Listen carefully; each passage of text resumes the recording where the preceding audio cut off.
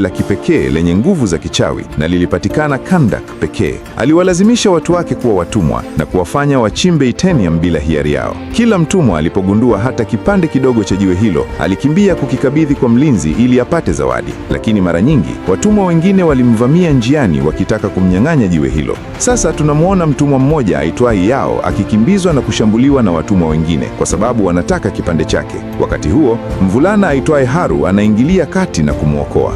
Anamsindikiza mpaka kwa askari akiwa salama, lakini Yao anapoomba zawadi yake, askari huyo anamchoma kisu tumboni ghafla, kisha anamtupa kutoka kwenye jabali. Haru anapoona tukio hilo la kutisha, anashtuka sana. Baba yake anamvuta haraka kutoka mahali hapo. Haru alikuwa na ndoto ya kuwaokoa watu wake kutoka utumwani, lakini baba yake anamuonya kuwa waosi wote waliowahi kujaribu kabla yake waliishia makaburini. Hata hivyo, Haru anaamua kuwaunganisha watu na kusimama dhidi ya mfalme huyo katili. Ghafla anakimbia mbele, ananyakua kipande cha Itanium kutoka mkononi mwa askari, kisha kwa mikono yake mwenyewe anachora alama ya uhuru. Kitendo hicho kinawasha cheche ya uasi ndani ya mioyo ya watu. Acton anatambua kuwa cheche hii ndogo inaweza kugeuka kuwa moto mkubwa, hivyo anaamuru Haru auawe mbele ya watu wote. Hata katika dakika zake za mwisho, Haru anaendelea kupaza sauti akidai uhuru, lakini kichwa chake kilipokaribia kukatwa, jambo la ajabu linatokea. Walinzi wa kichawi wa dunia walikuwa wamemchagua ili arudishe amani. Wanampa nguvu za miungu ya zamani na kumgeuza kuwa kiumbe mwenye nguvu za ajabu. Hata hivyo, kufikia wakati huo, Acton alikuwa tayari amemaliza kutengeneza taji la Sabak. Haru akiwa sasa na nguvu hizo, anapofika ikalu kumpinga, Acton anaachilia nguvu zote za giza zilizokuwa ndani ya taji. Vita kali vinaanza na ikalu yote inaharibiwa. Mwishowe, Haru anaibuka mshindi, lakini kabla ya kufa, Acton analificha taji la Sabak ili hakuna binadamu yoyote aweze kulimiliki. Baada ya siku hiyo, Haru hakuonekana tena, lakini kulingana na hadithi ya kale, watu wa Kandak wakilia kwa kukata tamaa, atarudi na kuwaweka huru tena. Kisha hadithi inahamia Kandak ya sasa, ambako kundi la kigaidi kutoka nje linaloitwa Intergang limechukua udhibiti. Watu wanalazimika kuonyesha nyaraka kwa walinzi hata wanapotaka kutoka eneo fulani. Siku moja, gari aina ya van linapokaribia kukaguliwa, mvulana mwenye miaka 14 aitwaye Amon anajaribu kuvuka mpaka kwa siri akiwa kwenye skateboard yake, lakini anakamatwa haraka na mlinzi ambaye anamwamuru asimame kwenye foleni kwa ajili ya ukaguzi. Amon anajibu kwa hasira. Wakati huo huo, mlinzi anamruhusu mwanaume aitwaye Karim apitishe van hilo. Mlinzi anapokagua kifaa chake cha mkononi, picha ya mwanamke anayetafutwa aitwaye Adriana inaonekana. Wakati huo, tunaona kuwa Adriana amejificha ndani ya van huku Amon akitembea pembeni yake. Kwa kihakika, Amon ni mtoto wa Adriana na anataka kumuungana katika misheni ya kutafuta taji la Sabak. Lakini Adriana anamshawishi arudi nyumbani. Wakifuata ramani, hatimaye wanafika mlimani ambapo inasemekana taji hilo limefichwa. Hapo, Adriana anaangalia mkufa aliopewa na bibi yake. Mkufa huo umetengenezwa na jiwe lile lile la Itanium. Wakati huo, Amon anasema kama wangeuza jiwe hilo kwenye soko la magharibi, wangepata pesa nyingi. Lakini mkufa huo ulikuwa urithi wa familia uliopitishwa kutoka kizazi kwa kizazi, ndiyo maana ulikuwa na maana kubwa kwa Adriana. Kisha, Karim ambaye ndiye dereva na pia kaka yake Adriana, anatania kwa keeki kuwa Adriana alipata mkufa wakati yeye aliyourithi ni koti la zamani na upala. Baada ya kufika mlimani, watatu hao wanaanza kutafuta taji, huku Karim akibaki kwenye gari kulinda eneo. Mara baada ya kuingia ndani ya mlima, Ishmael anatoveka ghafla na Samira anaenda kumtafuta. Nje, Karim amekaa ndani ya gari kusikiliza mziki. Ndipo ghafla anamuona Samira akianguka kutoka mlimani. Karim anakimbia haraka kumsaidia, lakini ghafla askari wengi wanamzunguka kutoka kila upande. Wakati huo huo, ndani ya mlima, Ishmael anatoveka ghafla mbele ya Adriana na kumstua. Adriana anauliza Samira yuko wapi, na Ishmael anajibu bila wasiwasi kuwa Samira ameenda kupata hewa safi. Muda mfupi baadaye, wawili hao wanafika kwenye kaburi la Adam. Si mbali na hapo, taji la Sabak linaonekana karibu kabisa. Adriana anaruka kati ya miamba miwili mikubwa na kufanikiwa kulichukua. Wakati huo huo, askari waliomkamata Karim wanaingia pangoni na kumkamata Ishmael. Ishmael anamwambia Adriana akimbie, lakini kiongozi wa askari anamwelekezea Karim bunduki kichwani. Ili kuokoa maisha ya kaka yake, Adriana anaamua kujisalimisha. Anainamisha kichwa chake kwenye kaburi la Adam na kusoma maneno maalum ya kichawi. Ghafla, mwanga mkali unajaa eneo lote na mwanamume wa ajabu anatokea mbele yao. Anamnyanyua mmoja wa askari na kumuua kwa mshtuko mkubwa wa umeme. Askari waliobaki wanaanza kumfiatulia risasi mara moja. Adriana anatumia hurubu hizo kama nafasi ya kutoroka pamoja na Karim. Risasi za askari hazimdhuru kabisa shujaa huyo wa ajabu. Kwa kutumia kasi yake ya ajabu, anawaangamiza kwa urahisi.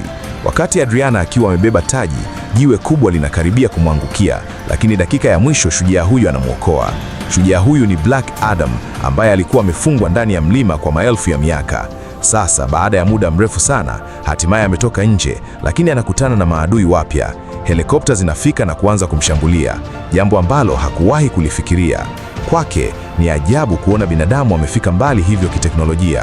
Kwa upande mwingine, Adriana na Karim wanafika kwenye van lao na kuondoka haraka. Adriana anamwambia Karim kuwa amefanikiwa kulipata taji na kukamilisha misheni yake. Si mbali nao, vita kali tayari vimeanza. Black Adam anaharibu helikopta mbili kwa kuzigonganisha na kusababisha moto mkubwa. Ndani ya muda mfupi, mamia ya magari yaliyojaa askari yanafika, lakini yeye anasimama sehemu moja na kuwaangamiza kwa nguvu zake. Baada ya kuharibu kila kitu kilichomzunguka, anatokea mbele ya van la Adriana. Wakati huo huo, askari wa mwisho anamrushia bomu, lakini hata mlipuko mkubwa haumsumbui. Anamuua askari huyo wa mwisho na kuondoka akiwa umeumia kidogo.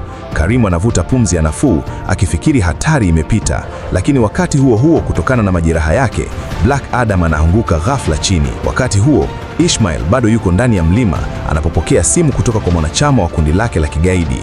Ukweli ni kwamba alikuja kama jasusi wa siri akimtumia Adriana ili alipate taji.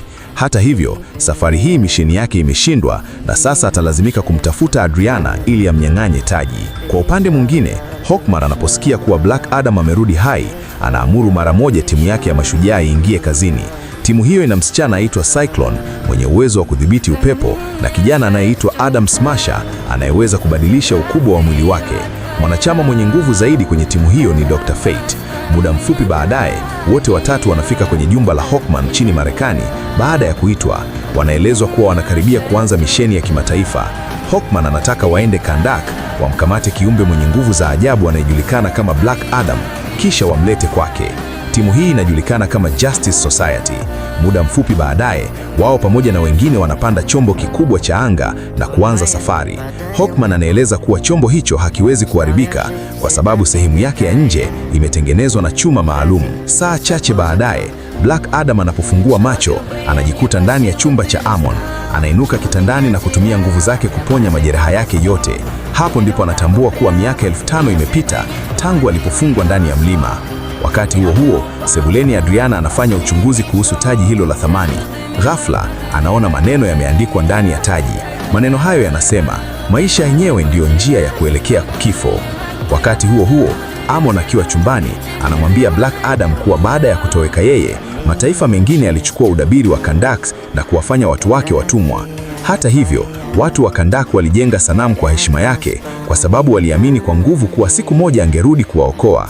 Lakini baada ya kusikia yote hayo, Black Adam anasema yeye si shujaa, kisha ghafla anavunja ukuta na kuondoka. Sasa anaenda kuuchunguza ulimwengu huu mpya. Amon anamfuata kwa siri kupitia njia iliyofichwa ndani ya chumba chake ili mama yake asigundue. Kwa upande mwingine, chombo cha Justice Society kinakaribia kufika Kandak. Dr. Fate anaeleza timu mpango wao. Anasema kama wanataka kumkamata Black Adam, lazima wamfanye aseme neno Shazam. Akitamka neno hilo, nguvu zake zote zitatoweka na itakuwa rahisi kumkamata. Wakati huo huo, Amon akiwa anakimbia, anaiba redio ya askari na kutuma ujumbe kwa wanajeshi kuwa bingwa wa Kandak amerudi. Askari wanaanza kumfukuza mara moja, lakini anakimbia kwa skateboard yake. Anatumia mikono yake kutengeneza alama ya pembe tatu ili kujaribu kumuita Black Adam, lakini ndani ya muda mfupi askari wanamkamata na kumtia nguvuni. Mama yake anakimbia kumwokoa. Adriana kwa namna moja au nyingine wanashawishi walinzi na kufanikisha Amon kuachiliwa, lakini muda mfupi baadaye askari wanagundua kuwa naye ni mhalifu anayetafutwa. Adriana anataribu kukimbia mara moja